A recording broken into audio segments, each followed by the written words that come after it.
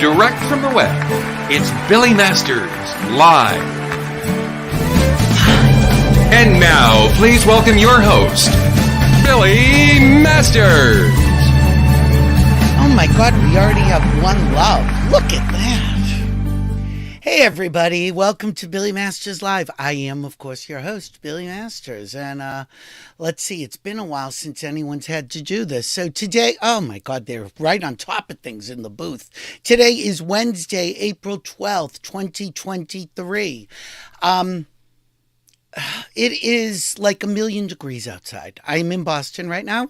And it is warmer now than it was in Florida last week. Been a busy week. I was in Florida last week at the beach house, then flew up to New York literally for 4 hours to see our guests today, and then had to get back to Boston because it was my father, Big Daddy Masters' 90th birthday. Can I just tell you, there's no way I'm making it to 90, but 90. And he kind of knows like who everybody is and where everybody is. The hearing's going, the eyes are going, but 90, just amazing. So, and before people love to write me when I complain about my parents, and they're like, well, at least you still have parents. And I'm like, yeah, all right, I get it, but they're still annoying. And, but 90, and I appreciate that. And I'm very fortunate to have both parents still alive at this advanced age. But let me talk about our guest.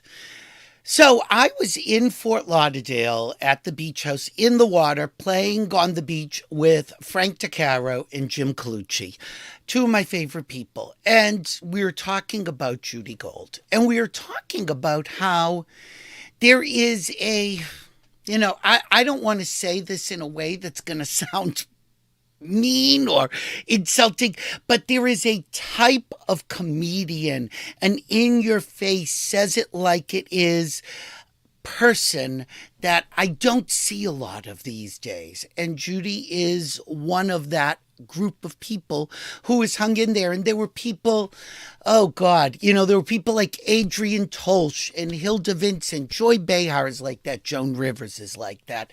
My friend Lynn Samuels, who is a radio commentator.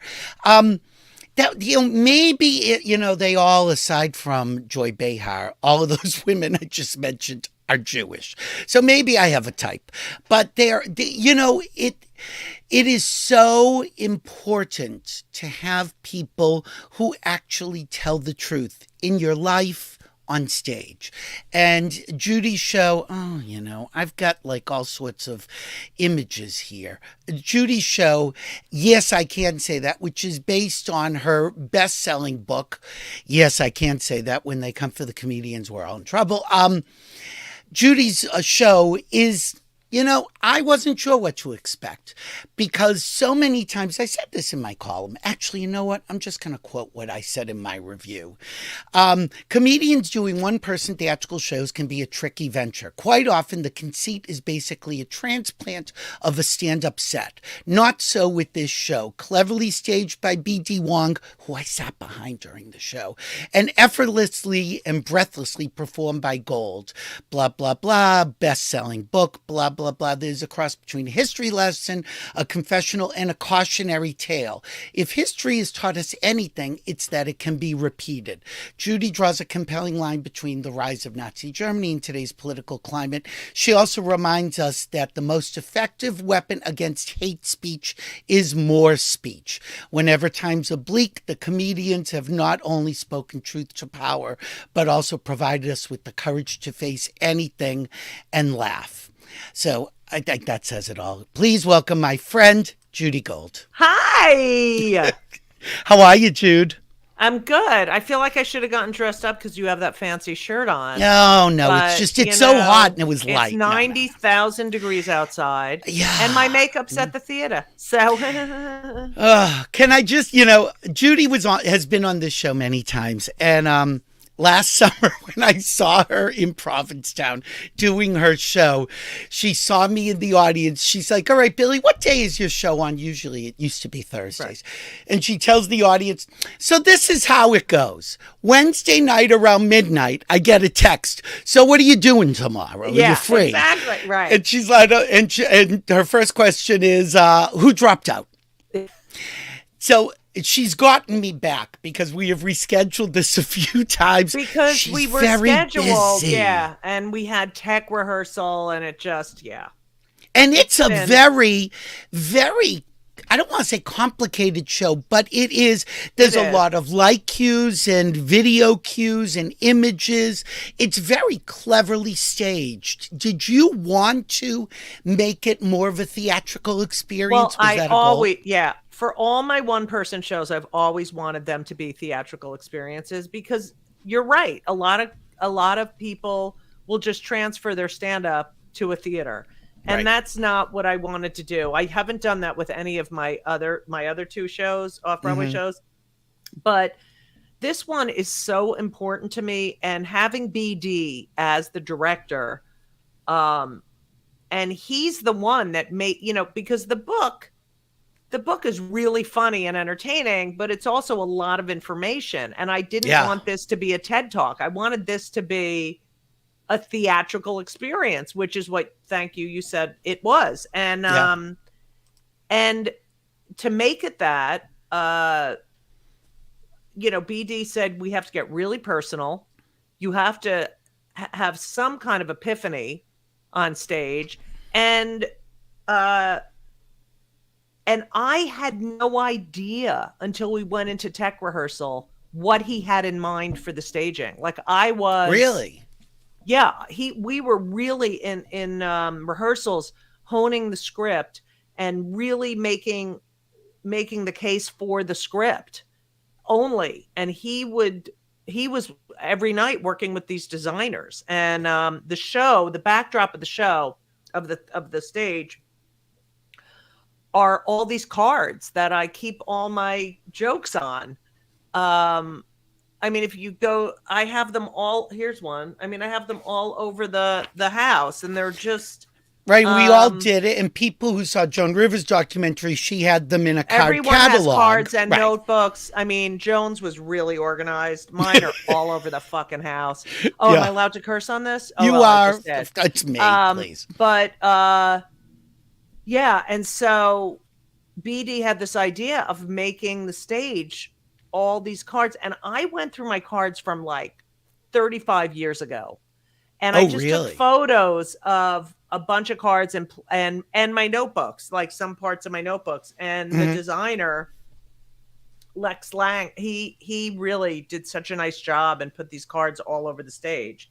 And it's so funny because people come on the stage to look at the cards, and they were doing that when I was there. Yeah.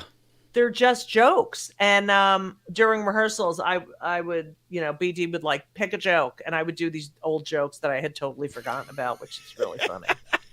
Is it true? I had heard that the script for the show changed a lot during tech as well, that it's unrecognizable. Absolutely.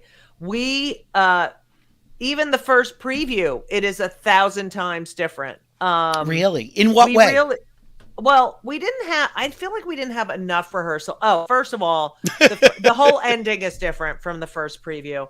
The first preview, also, one of the main characters in the first preview was me yelling line, and the stage manager giving me my line. Like I was like, line, because we were still working on it.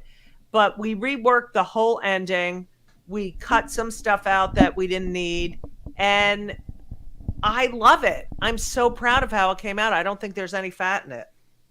I'm curious, watching it, is it something that you can travel with? Because it seems so specific to the production. You'd lose like some of those sound and light cues, but could you travel with this? I think so. We're working on that now because I really do want to travel with it. But yeah, we'd have to do some pared down, I guess, version of the set. But those cues, those light and sound cues are all, in a whatever, however they do it, program it in, file, and just program, do it. Yeah. whatever. And yeah, I think there's a way to do it, but I do think all of that adds so much to the telling of the story that you get to see and the these people. videos. Yeah. The videos, because this, I don't mind giving things away because, like, it closes this weekend. And I think it might be sold out. So, good luck. But no, there's seats for Saturday and Sunday, Friday. Okay, good. But there's videos on the wall, on the floor. It's like you're enveloped in comedy. Right. It is. It is. And all I kept thinking, and because all of us who are comedians, we're a little egocentric, and I said it's almost like she's taken her place in the world of comedy. Oh, that's interesting. Yeah, I had someone else say, an older gentleman at a talkback was like, I've never seen someone give the stage to so many other comedians, to really celebrate them. And it is sort of, someone said to me last night, this is like a love story to stand-up comedy. Oh, it absolutely is. But the book is as well. Yeah, but this is also a cautionary tale. And it's something I think about all the time, is what's going on in the world of comedy and censorship. And oh, shut up. Silence. It's all right. They're coming to get me. If people listen to your podcast, and her podcast, Kill Me Now, available where all fine podcasts are found. This show is also on a podcast. Her podcast is interrupted by sirens routinely. I live on a major thoroughfare in New York, and there's hospitals like 20 blocks away, and I'm just like, shut up. And all I keep thinking, listening to the podcast, do you just, even when you're not recording, when a siren goes by, are you yelling at it? No, you know what? I really don't even think about it unless I'm recording. I'm just so used to it. But going back to the show, I think what's interesting is that because we had you on when the book came out, which, again, what fantastic timing to promote a book. You would think that people during the pandemic would be sitting home reading. No. And yet, no, they weren't. No, 98%. We got dumber, actually. Yeah. 98% of books that came out in 2020 sold fewer than 5,000 copies. Okay? That is, we're just dumb. Look at this country. We're just a bunch of idiots.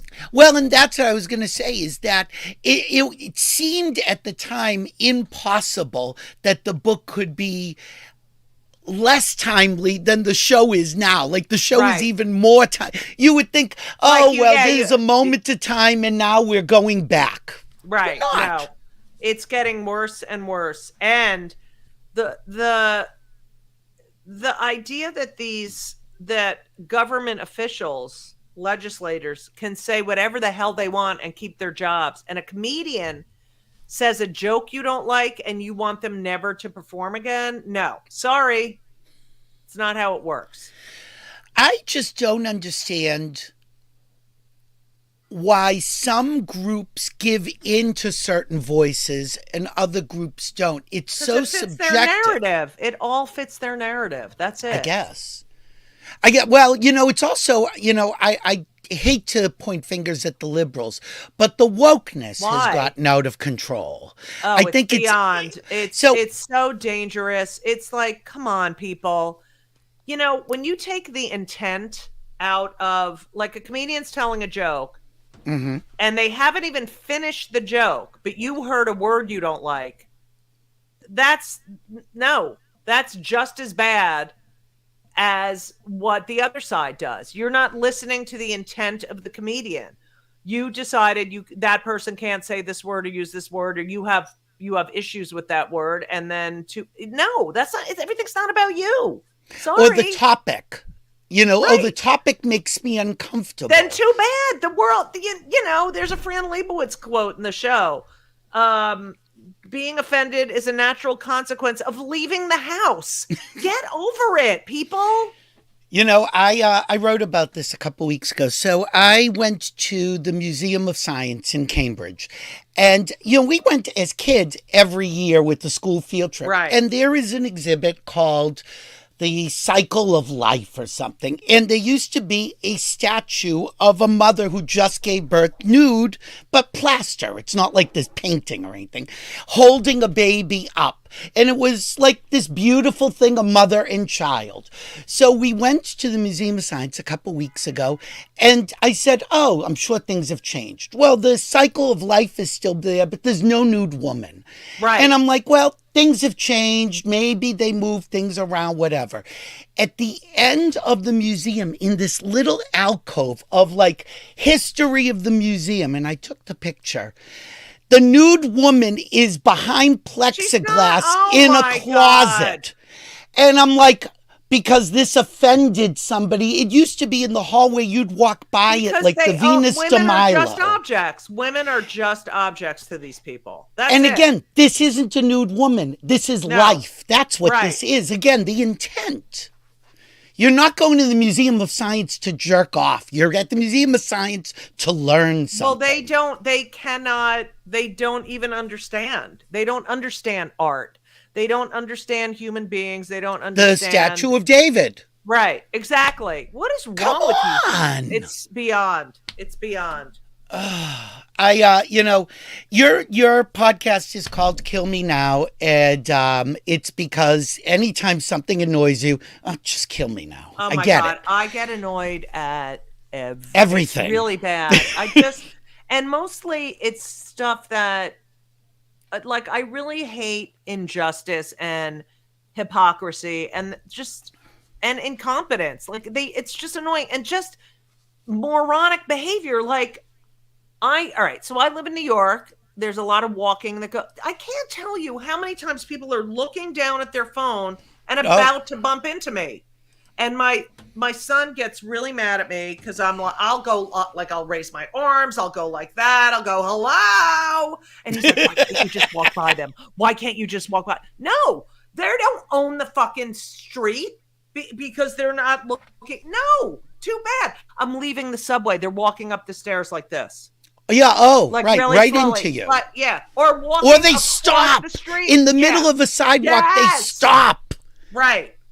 Oh, no I can't see. consideration. Everything's about them, me. So you mentioned your son. You have two sons, Ben and Henry. At the show that I was at, Ben was there. He was singing across the hall. Yes. So, and again, it's so interesting to watch his reaction to everything you say. There are times he's laughing, times he's leaning over, I'm sure saying, that's not how it happened, or whatever. Right. And I'm sitting, I was there with our mutual friend, Erin Quill, and I didn't even notice Ben was there. And I heard somebody behind me say, oh my God, that guy's so gorgeous. He's like a John Kennedy. And I'm like, where the hell is this John Kennedy? And then they said, oh, but he's got to be a Jew. Look at the hair. He's got great hair. And I said, hey, who was this? And I don't know who it was. It was some gay guy, clearly. Oh, that's so funny. Just so people know, there's your son. No, that's a bad one. That's not what he looks like. How about that? No, he's wait. I wish I could show you. You don't like nothing. Wait, here.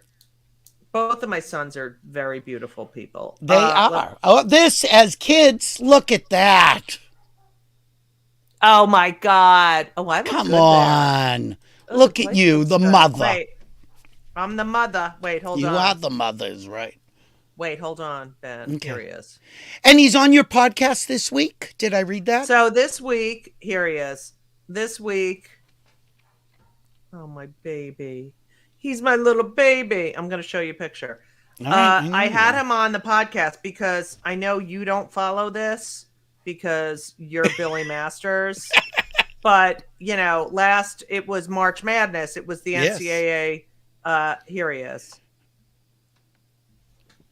Wait. That's a hot guy. And straight. How do you have a straight kid? I don't. They're both straight. It's so fucking annoying. Anyway, so he's on my podcast.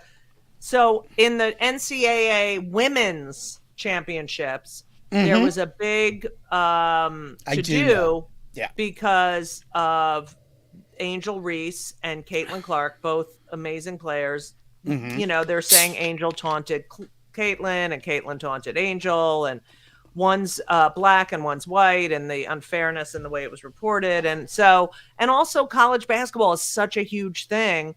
And I thought, Ben's home for Passover. I want to talk about what it's like to play college basketball and what his thoughts were about Angel and Caitlin. And I thought we were going to talk for like 15 minutes. We talked for like 45 minutes. And of course, he's great. I love my son so much, but they are straight, unfortunately. Yeah, I know. Because I've met them many times in P-Town. Somebody just texted me and wants to know you're not on the schedule for P-Town. I didn't even know that. I am. I'm going to the post office this year because the art house, which is, I love the art. I love Mark Cortell. And it's been your home for a while. Right. I was at the post office. I started there in 92, I think. And then I went to the art house. They're not going to be open every single day of the week. And so I was like, I'll go back to the post office. Plus, I have to cancel shows all the time. I always feel bad because I'll get booked on a TV show or something. And so, yeah. So you will be posting that on judygold.com. And did I read that you're doing a recording at Helium in a couple of weeks? What is this? Okay, so at Helium, and I have to start working on that. Thanks for reminding me. I want to do an album of all my jokes about my mother. Oh, wow. And I'm doing it on Mother's Day. And oh, great. I've always wanted to put an album together of just my mother jokes because, she died in 2015. Oh, yeah. And you were talking earlier about how you have both your parents. Well, I'm an orphan. Yeah. Right. So you stop fucking complaining about your No, I know. parents. But Yeah, they're pained. But my father died when I was 27. My mother died in 2015. Right. Be happy of your parents. I am. Like everyone says at some point I'm going to say, oh, if only. So, I get it. Right. But you don't get it until it happens. Anyway, so I'm recording an album. Tells me. Yeah, go ahead. I'm recording an album of all my mother jokes. So, yeah. And your mother is alive in your podcast. Always. My mother's she's in the show.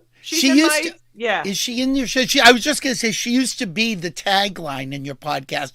Now you're doing the so long yourself. Yeah. Now I do the so long myself because, she would never say goodbye. She would only say so long. She said goodbye's too permanent. That's interesting. Mm-hmm. Have you picked that up? I say so long all the time. But now everyone, I say so long. And everyone who really knows me is always like, so long. So it's, yeah. All right. I got pictures. I want to get your impressions on people. And the first one is hard because we were both there this night. Oh, God. So this was Joan's last performance. No, this was Joan in Provincetown. Right. Well, that was excuse me. No, last big performance, not at the Laurie Beecham, right, but the last big performance at Town Hall, because I was there as well. How important, I know, but how important was Joan to you? Joan was everything to me. As a little girl, I talk about this in the show, her and Toady Fields. I mean, Toady Fields died when I was 15. But Joan, the speaking the truth, the fearlessness, the work ethic, the fact that she became persona non grata and picked herself up. Nothing she did came easy. She worked her ass off. No one has made me laugh more than Joan Rivers. I mean, that night at that show at Town Hall, I was like... You couldn't catch your breath. You could not. Everything was just so perfect. And she was so humble and kind and classy. and brilliant, so smart, and then even that, when she, when they were holding vigil for her before she passed, Melissa bought pizza for the people waiting outside and donuts and coffee the morning of her funeral for the onlookers. I mean, just a classy, and rarely do you and your parents laugh at the same comedians. She was, I mean, she's just, I mean, Chris Rock said she's the Mount Rushmore of comedy, and she really is. I just want to show something very quick. We're female comedians. No one's funnier than us. No one! Kathy Griffin. Sarah Silverman. Fuck you!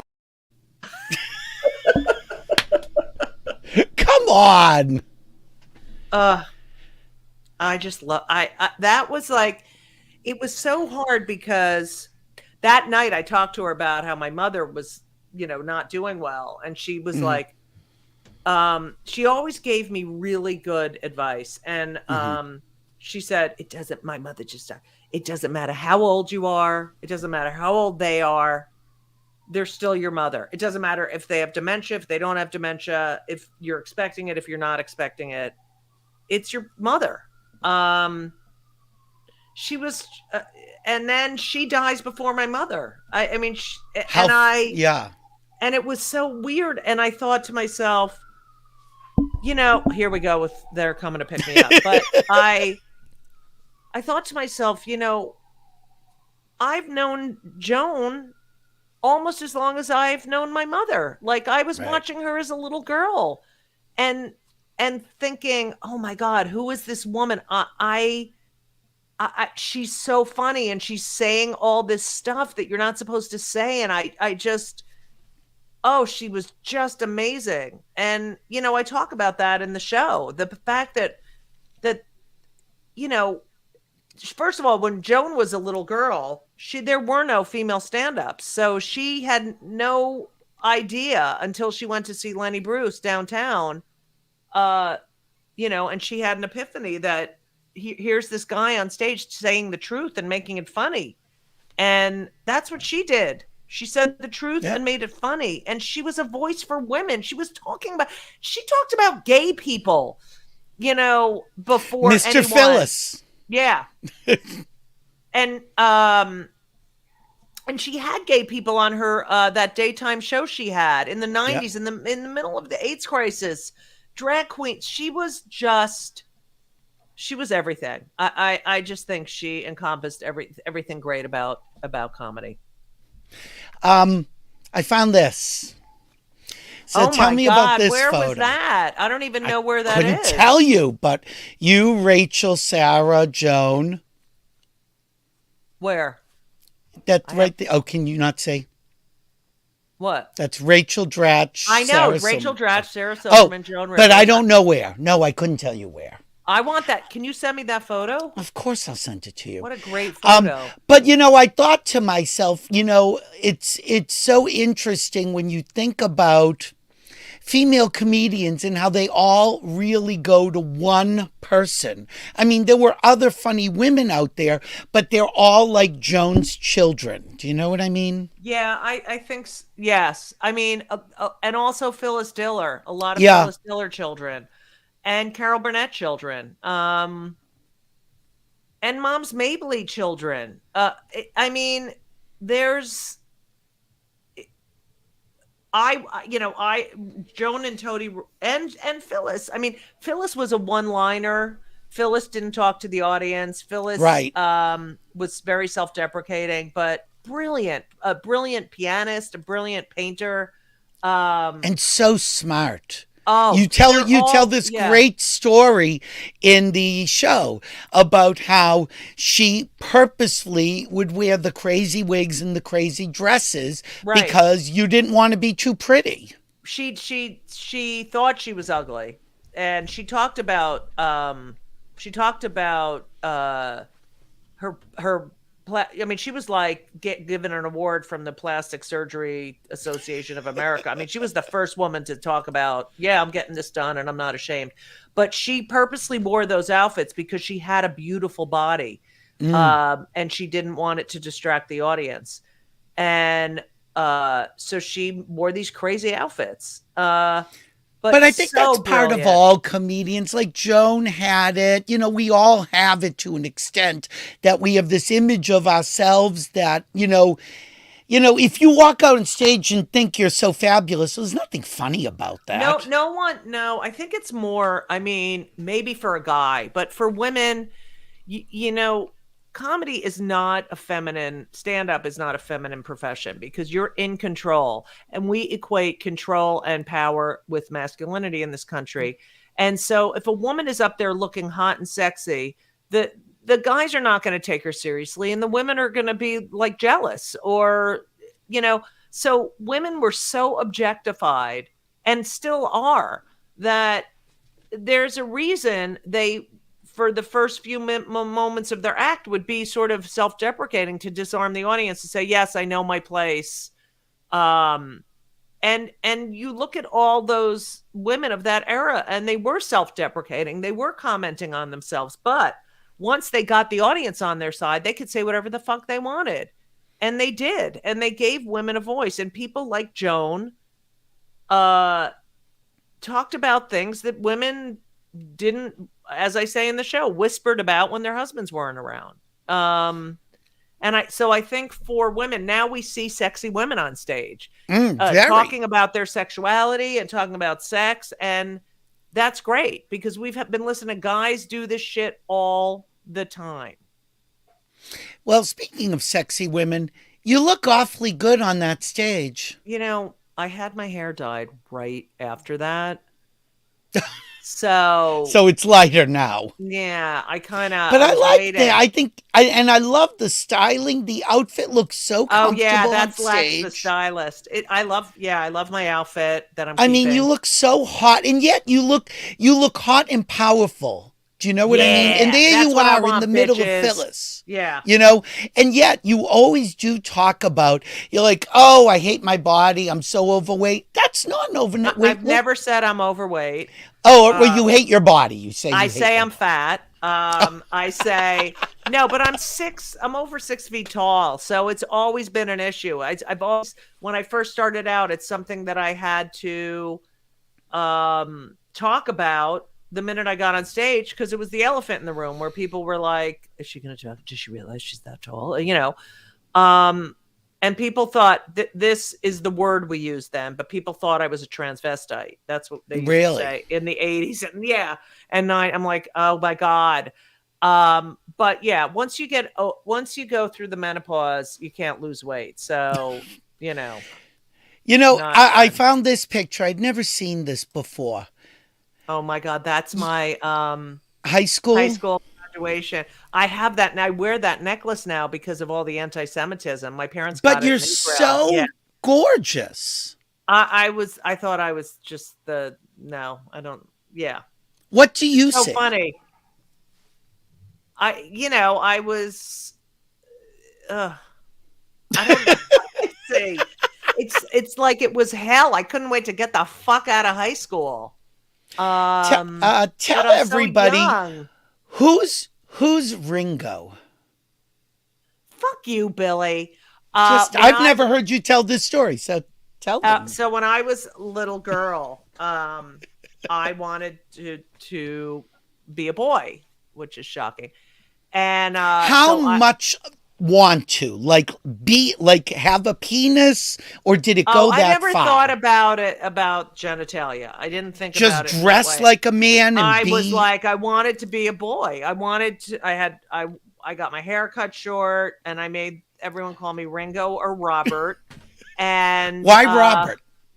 I don't know. I don't know where I got these names I was just gonna say why Ringo, but why Robert? And my cousin Helene still calls me Ringo, and I'm like, shut the fuck up. But yeah, I was a tomboy. I loved I wanted to wear boys' clothes. I wanted to do the things that boys did. I always gravitated towards boyish things. Like, I wanted to mow the lawn. I wanted to shovel the snow. I wanted to do all the guy things. So it wasn't necessarily a sexual thing. Like in today's world, would you possibly become transgender? Like that's what I'm wondering. I don't know. I mean, I don't know. I don't think I had body dysmorphia. I don't. I think I was a tomboy and I was gay. And I gravitated towards boyish things. And I had crushes on girls.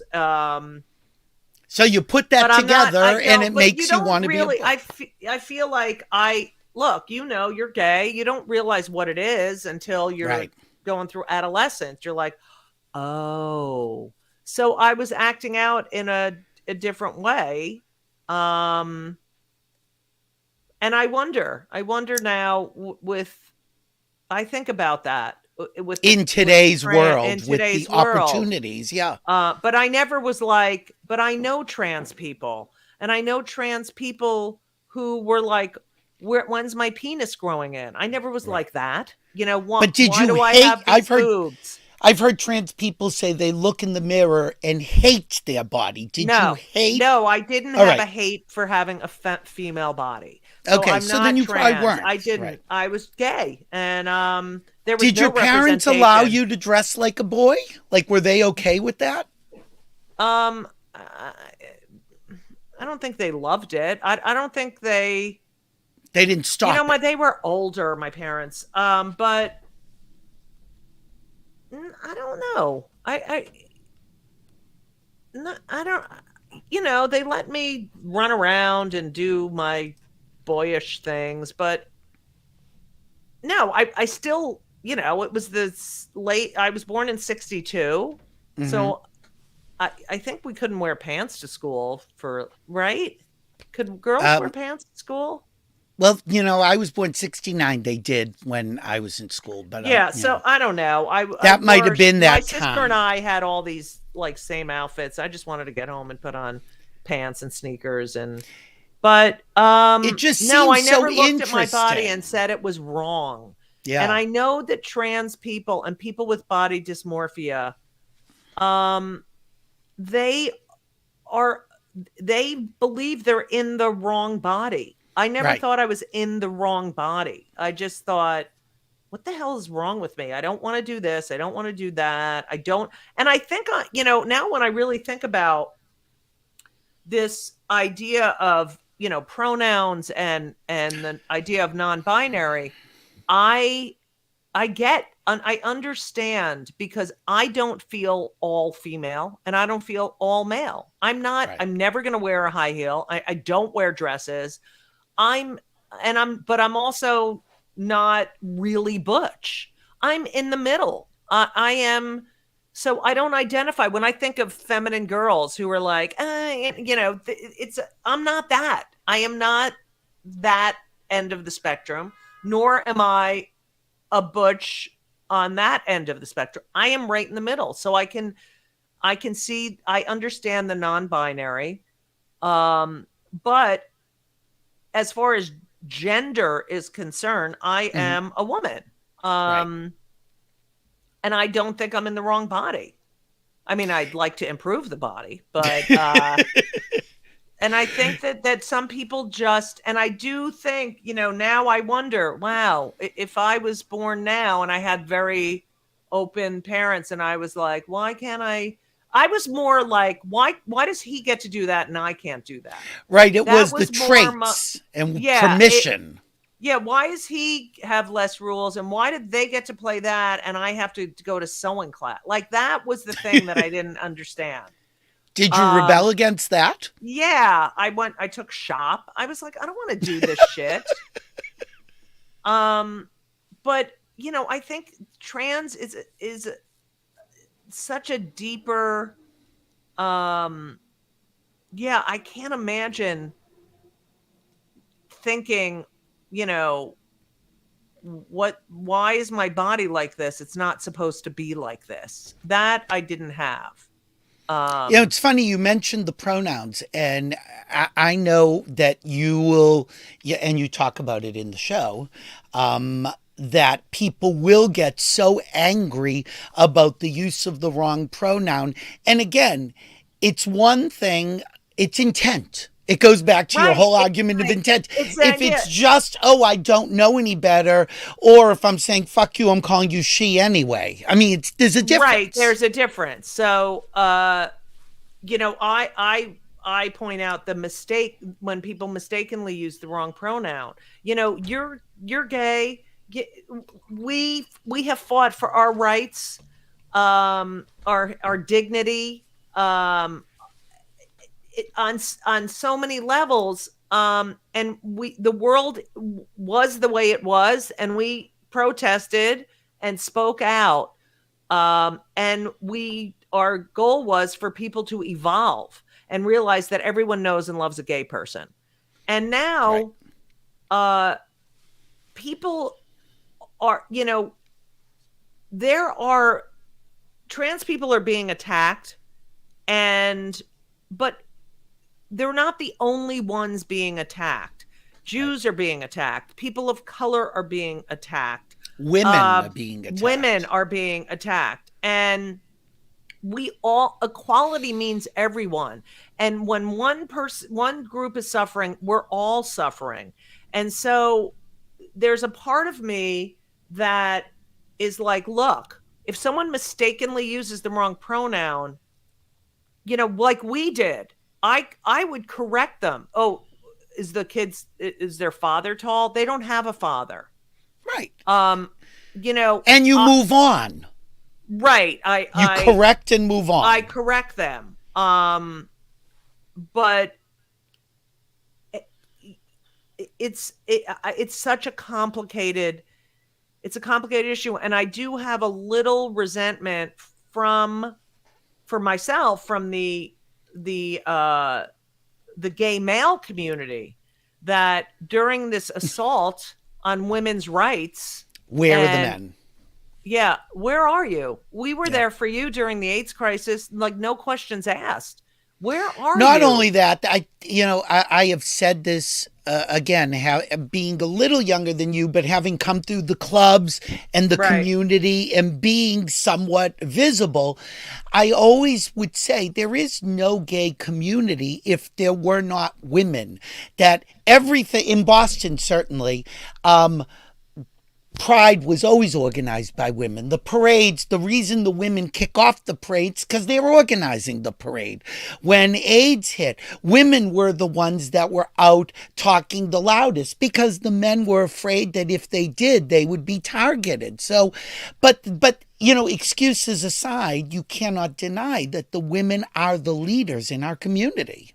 But yet, not that I'm sure there's a community right, either. But we are cast aside a lot of the time.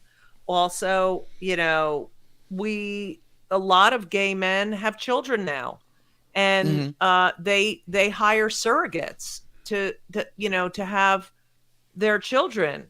Some of them, and where are you? Well, this is horrible. What's going on?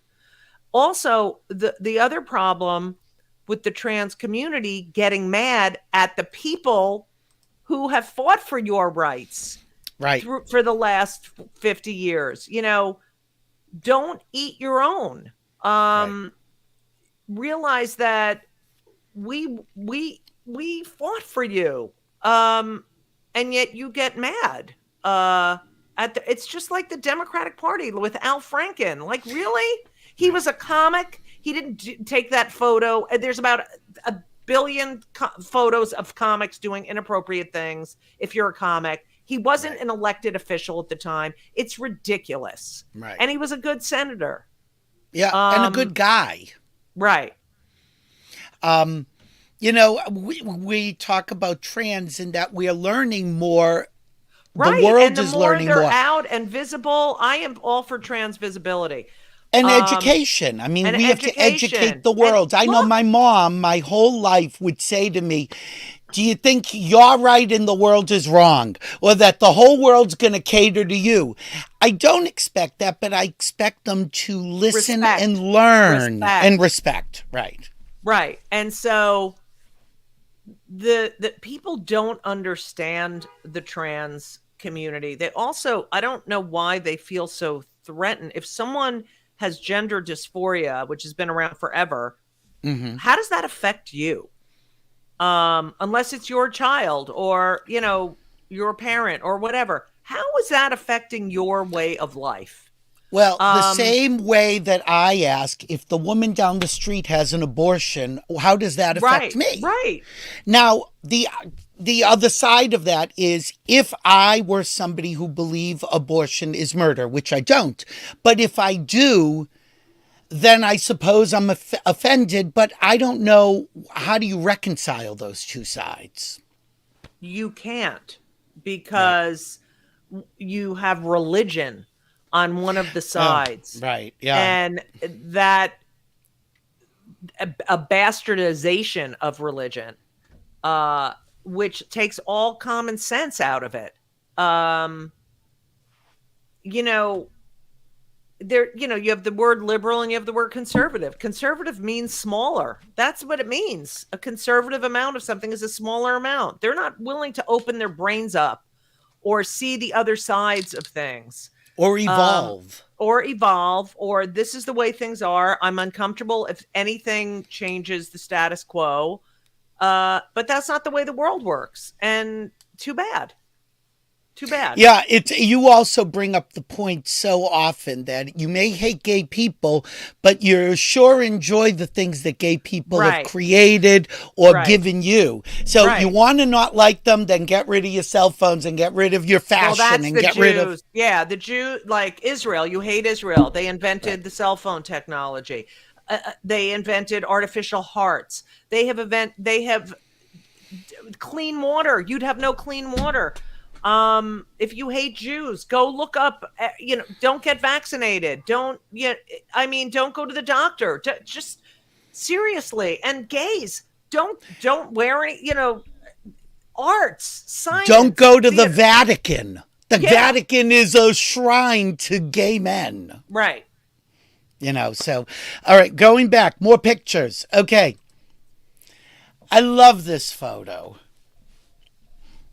Oh. So tell me about these ladies. Well, that's Whoopi Goldberg and Tammy Pescatelli. I think I was actually co-hosting The View that day. It looks like it could be like a back dressing room. Oh, yeah, absolutely. It's probably Whoopi's dressing room. She's great. So what did Whoopi mean to you?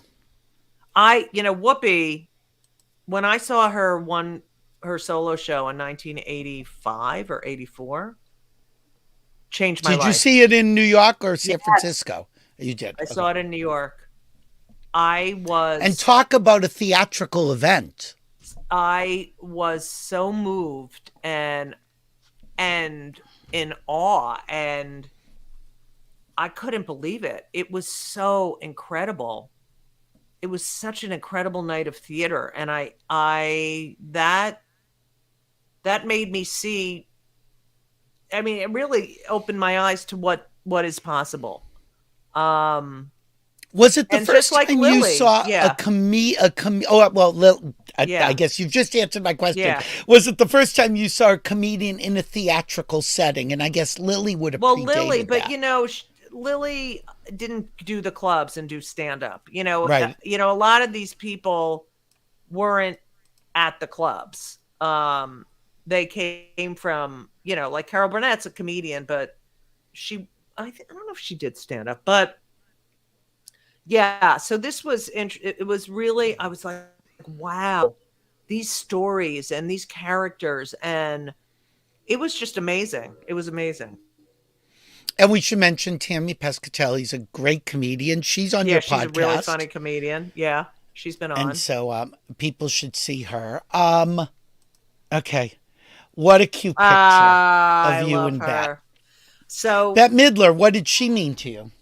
I loved Bet. I'm friends with Bet, and that's at her NYRP, New York Restoration Project. One of their dinners. I used to host the dinners. Oh, wow. I used to host Halloween with her for many, many years. And I wrote some of the Halloween scripts, sketches, and another one that you see this Jewish woman. I mean, so fucking talented. Started out in the gay clubs. Again, had no path, made their own path. Yeah, she's just otherworldly, really. I mean, so talented. And another brash Jewish woman, tiny. Yeah, isn't that I'm interesting? the big one, yeah. This one, it's with one of our mutual friends.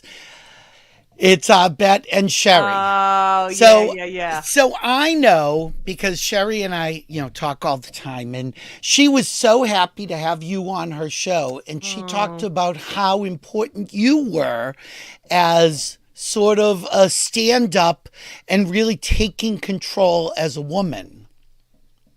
Yeah, she's so great. I love her. I don't know if I was a lesbian in mainstream clubs, and I didn't give a shit if the guys thought I was hot. I didn't give a shit if the male comics thought, I didn't care what they thought of me. I just wanted to be a really good comic. I didn't want anything from them. And I think the guys really respected that I was, and I'm big, I'm a presence. And But you're also big electrically. I've told this story before, but you used to show up at the Comedy Store in LA, and I would be there with different comedians, and you would come in and do 5 minutes, 10 minutes, and the room changed. Electrically, it changed. It was charged. And when you left the room, when your set was done, there was a vacuum. Nobody wanted to follow you because it was like you couldn't.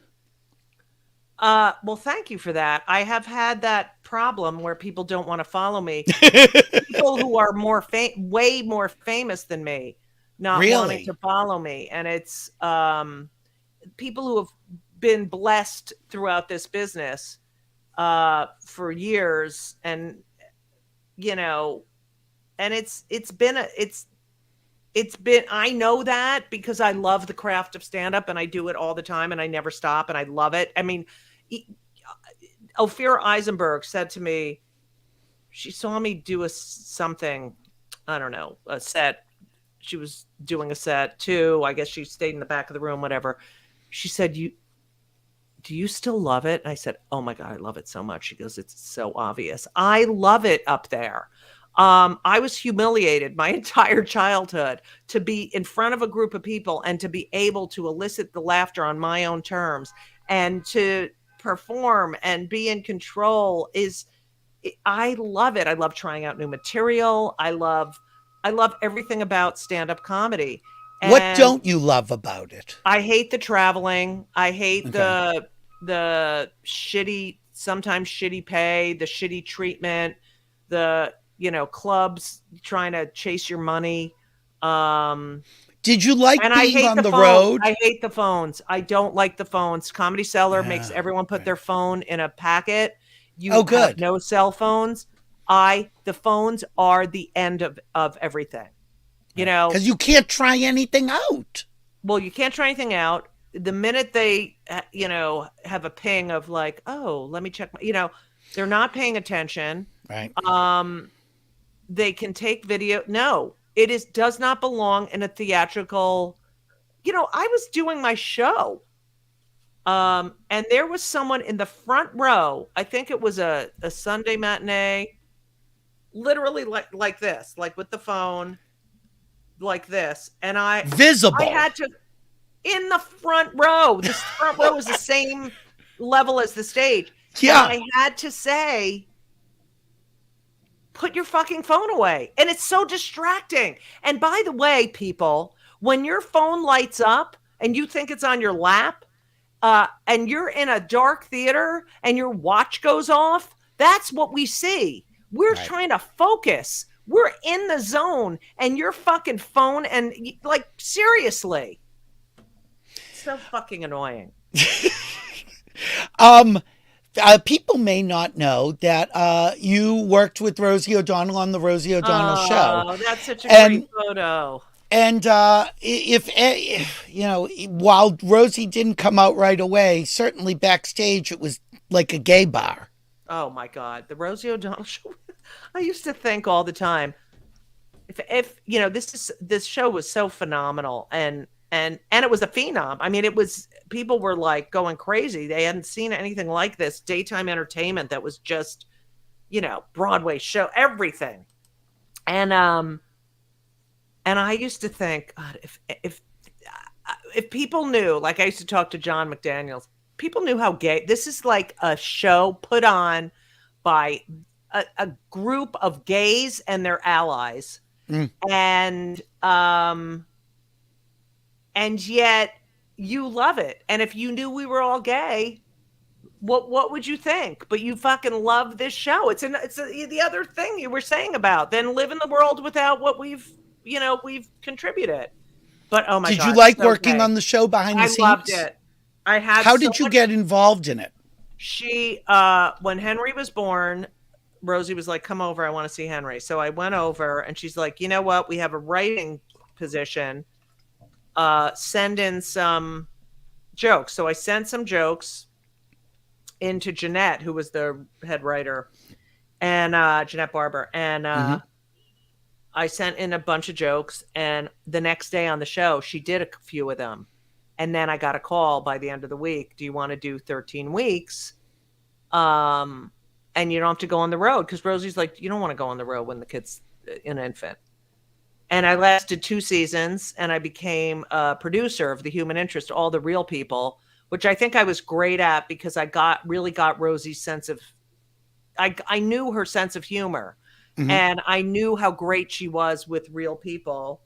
And so I did all the kids segments and all that kind of stuff. And I had so much fun. I met so many great people. We had a blast. We really did. Do you like the business end of the business? Hate it. Really? Yeah. I like the performing end of the business. Like all this other shit I can't stand.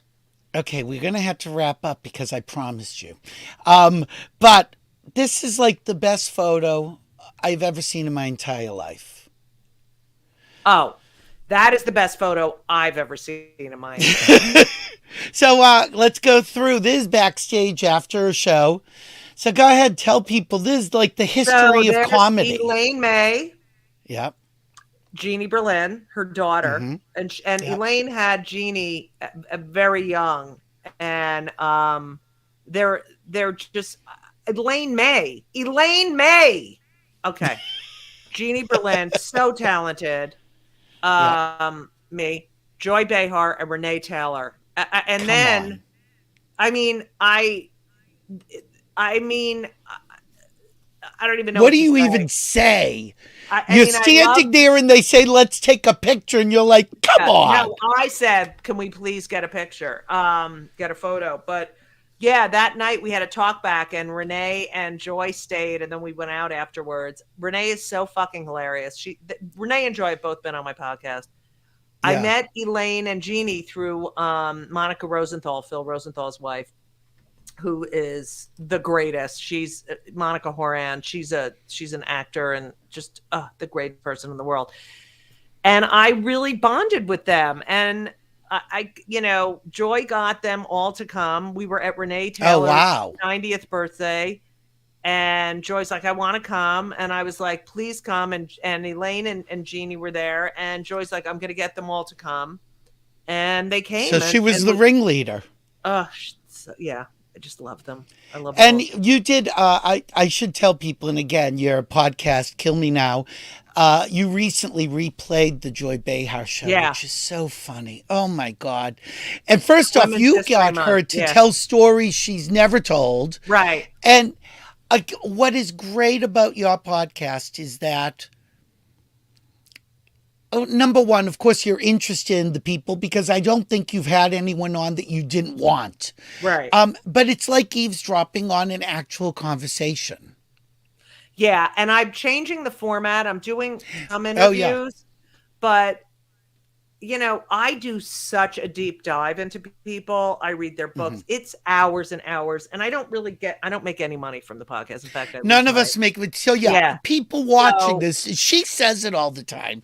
None of us make money. If No. anything, it costs us to do these It costs shows. us. Right. And it was fine so- during the pandemic because we all sat home and Right. had nothing to do. And we felt, it was Seth who convinced me to do it Right. because he said, we have to keep people entertained, give them something to take their mind Right. off of problems. But it does cost us to do this, and we're happy to do it. And it's also good because we get to catch up with each other, which is lovely. Right. So I'm doing a lot of, what I'm interested in. And some interviews, and people are loving it. So I love it. Yeah. Yeah, last week you did just a half hour talking, which I love because you're Yes. so funny. I love it. Thank you. Are there people coming up through the ranks that you look at and say, oh, okay, they give me hope for Yes. There's Gen Zers who are protesting in Tennessee. They give me hope. Really? And there are a lot of, there's a lot of really funny comedians. Well, you're in the trenches. You're out, 2-3 nights a week still? Well, I was going out. Yeah. Now you're working. Now so, I'm you back. gotta get... I'm going, I'm doing the show, but I'm going out tonight too. Yeah. So I'm out a few nights a week, like 4 nights a week. Wait, are you saying that you do your show and then you're going to the cellar and doing another 15? I'm going to go do I'm just going to do a little bit because I'm going to the Moon Tower Comedy Festival in Austin next week and I want to be in shape. And you're doing just your stand-up? Yeah. At the cellar. That's none of this show. No, Although it's nice because I love that you've added in so much of the stuff that you were working on in Provincetown last summer into this show. Well, that's it's why seamless. I was doing Yeah. Thank you. Okay, we're going to remind people that through Sunday, yes, I can't say that, at 59 East 59th, which is Primary Stages. I think their website is probably primarystages.org. Well, maybe? no. Well, you just go to 59e59.org. Oh, okay. Or just go to judygold.com. 59e59.org or go to judygold.com or on my socials. It's in the link in the bio. She's everywhere. Look, there are people are applauding. Scott Oh, Clark. Scott, I love you. I love you, Jim. Jim Tyrell loved her. Met her hi, at the Jim. gym in P-Town. David Roth Miller is telling us, Toady. Yeah, well, Toady, we love I love Toady. Toady. And Judy does show video and talks about that Toady, even with rocking one leg, she was still out there. Yeah, she was still, yeah. Judy, I love you. I love you. I want to tell people one thing though.